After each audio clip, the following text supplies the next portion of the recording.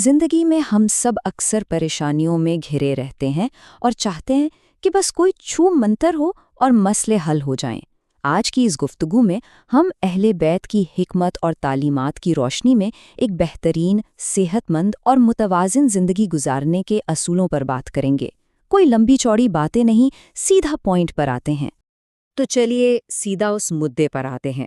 ہماری انسانی فطرت ہے کہ جب بھی کوئی پیچیدہ مسئلہ سامنے آتا ہے تو ہم فوراً کسی شارٹ کٹ کی تلاش میں نکل پڑتے ہیں۔ ہم چاہتے ہیں کہ بنا کسی محنت کے بس کوئی جادو ہو جائے اور سب ٹھیک ہو جائے۔ لیکن کیا سچ میں ایسا ہوتا ہے؟ کیا ہم حقیقی حل کے بجائے صرف شارٹ کٹس ڈھونڈ رہے ہیں؟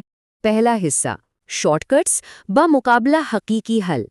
اس بات کو سمجھنے کے لیے سورس میں ایک بڑی مزیدار کہانی ہے۔ اگر سیم ٹو سیم بیان کراں تو ہوتا کچھ یوں ہے کہ ایک مولانا 18 سال دینی تعلیم حاصل کر کے واپس اپنے گاؤں آتے ہیں۔ لوگ ان کے پاس اپنے مسائل لے کے آنے لگتے ہیں۔ ایک خاتون آتی ہیں اور کہتی ہیں کہ ان کی ساس ان سے سارا دن لڑتی رہتی ہیں، اس لیے انہیں ایک ایسا جادو والا تعویذ چاہیے جو ساس کا منہ بند کر دے، یعنی بس ایک تعویذ ملے اور گھر کا ماحول خود بخود ٹھیک ہو جائے بنا کسی کوشش کے۔ مولانا انہیں ایک تعویذ بند کر کے دیتے ہیں اور کہتے ہیں کہ جب بھی ساس لڑنا شروع کرے اس تعویذ کو دانتوں کے درمیان دبا لینا۔ خاتون ایسا ہی کرتی ہیں اور واقعی گھر میں امن ہو جاتا ہے۔ لیکن جب وہ خوشی خوشی واپس آتی ہیں اور مولانا اس تعویذ کو کھولتے ہیں تو اس میں سے ایک بالکل خالی کاغذ کا ٹکڑا نکلتا ہے۔ اصل جادو اس کاغذ میں نہیں تھا، بلکہ اس کاغذ کو دانتوں میں دبانے اور خود کو بحث کے دوران خاموش رکھنے میں تھا۔ خاموشی، بحث و تکرار کا بہترین علاج۔ تو سب سے اہم پوائنٹ یہ ہے کہ پلٹ کر جواب دینا کیسا ہے۔ سورس میں اسے ایک بڑی زبردست مثال سے سمجھایا گیا ہے۔ تصور کریں کہ ایک گیند کو زور سے دیوار پر مارا جائے، وہ اتنی ہی تیزی سے واپس آتی ہے نا؟ جب ہم لڑائی میں آگے سے جواب دیتے ہیں تو بالکل اسی باؤنسنگ بال کی طرح گرمی اور بڑھ جاتی ہے۔ لیکن خاموش رہنا اس دیوار کو ہٹا دینے جیسا ہے۔ دیوار ہٹ گئی تو گیند آگے نکل جائے گی اور لڑائی کی آگ خود بخود بجھ جائے گی۔ اس صبر اور خاموشی کی انتہائی عظیم مثال ہمیں تاریخ میں امام حسن سے ملتی ہے۔ سورس کے مطابق ایک شخص نے مسلسل 2 گھنٹے تک ان کی توہین کی اور برا بھلا کہا، اور امام حسن وہ مکمل خاموشی اور اطمینان سے سنتے رہے۔ جب وہ شخص تھک گیا تو امام نے غصے کے بجائے اسے پانی پلایا، مدد کی پیشکش کی اور ٹھہرنے کی جگہ دی۔ اس بہترین اخلاق نے اس شخص کی گہری دشمنی کو بھی ہمیشہ کے لیے ختم کر دیا۔ گھر کا سکون اور ماحول۔ اب سوال یہ ہے کہ ان اصولوں سے گھر کو پرسکون کیسے بنایا جائے؟ سورس میں اس کے 2 بنیادی اور آسان اصول بتائے گئے ہیں۔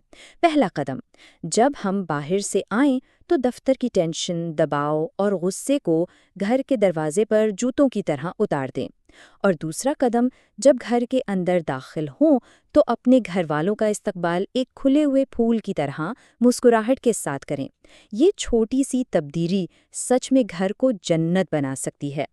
ذہنی اور جسمانی صحت کے اصول۔ یہ حصہ بڑی خوبصورتی سے واضح کرتا ہے کہ ہمارا رویہ اور جسمانی صحت آپس میں کتنے گہرے جڑے ہوئے ہیں۔ مختلف امراض اور ان کے قدرتی علاج پر غور کریں۔ جیسے گریڈ 2 فیٹی لیور کے لیے سنا مکی اور خشک گلاب کی پتیوں کا استعمال بتایا گیا ہے۔ دماغی دھند یعنی برین فاگ کے لیے استوخدوس یا لیونڈر اور شہد کا ذکر ہے، اور دماغ کی حرارت برقرار رکھنے کے لیے پیاز، زیتون کا تیل اور کالی کشمش کا مشورہ دیا گیا ہے۔ اس میں سب سے دلچسپ مثال استوخدوس یعنی لیونڈر کی ہے۔ سورس میں اسے دماغ کے لیے ایک جھاڑو کے طور پر بیان کیا گیا ہے۔ جب اسے شہد کے ساتھ ملا کر استعمال کیا جاتا ہے تو یہ دماغ کے اندر کی ساری فضول گندگی اور دھند کو بالکل ویسے ہی صاف کر دیتا ہے جیسے ایک جھاڑو فرش کو چمکا دیتا ہے۔ نمبر 21، یہاں بیج کے بغیر کالی کشمش یعنی زبیب کی بات ہو رہی ہے۔ سورس میں اس بات پر خاص زور دیا گیا ہے کہ روزانہ نہار منہ یعنی خالی پیٹ ٹھیک 21 دانے زبیب کھانا نہایت مفید ہے۔ یہ صرف خون کو صاف نہیں کرتی بلکہ دماغ کو ضروری حرارت بھی فراہم کرتی ہے۔ الفاظ کی مثبت توانائی۔ اب آتے ہیں صحت اور روحانیت کے سنگم کی طرف۔ سورس میں ایک بہت ہی گہری سائنسی اور روحانی حقیقت پیش کی گئی ہے کہ ہمارے الفاظ، خوراک اور پانی پر جسمانی اثر ڈالتے ہیں۔ جب ہم پانی پر مثبت الفاظ پڑھتے ہیں تو اس کے مالیکیولز خوبصورت شکلیں اختیار کر لیتے ہیں۔ اس کے برعکس اگر کھانا پکاتے وقت غصہ کیا جائے یا لڑائی کی جائے تو وہ ساری منفی توانائی اس کھانے میں شامل ہو جاتی ہے، جو بعد میں پورے خاندان پر برا اثر ڈالتی ہے۔ جو بات یہاں سب سے دلچسپ ہے وہ مغربی مارکیٹنگ اور ہماری روحانی عادات کا موازنہ ہے۔ اگر کوئی تیزی سے گاڑی چلا رہا ہو اور راستے میں بار بار ایک ہی کولڈ ڈرنک کے 15 بل بورڈز دیکھیں تو دکان پر جا کر ہاتھ خود بخود اسی ڈرنک پر چلا جاتا ہے۔ اگر سیم ٹو سیم بیان کروں تو جس طرح مارکیٹنگ بار بار ایک چیز دکھا کر ہمارا لاشعور کنٹرول کرتی ہے، بالکل اسی طرح ہماری بار بار دہرائی گئی مثبت باتیں اور الفاظ ہماری حقیقت کو بدل دیتے ہیں۔ زندگی کا صحیح توازن۔ تو بات کا خلاصہ یہ ہے کہ مکمل فلاح اور ویلنس کا اصل راز اسی توازن میں چھپا ہے۔ ذہنی طور پر فوکس رہنا، قدرتی غذاؤں کے ذریعے جسم کو فٹ رکھنا، اپنے الفاظ اور عمل سے روحانی توانائی کو مثبت رکھنا، اور سب سے بڑھ کر شارٹ کٹس یا جادوئی چھڑی کے وہم کو مسترد کرنا، یہی حقیقی حل ہے۔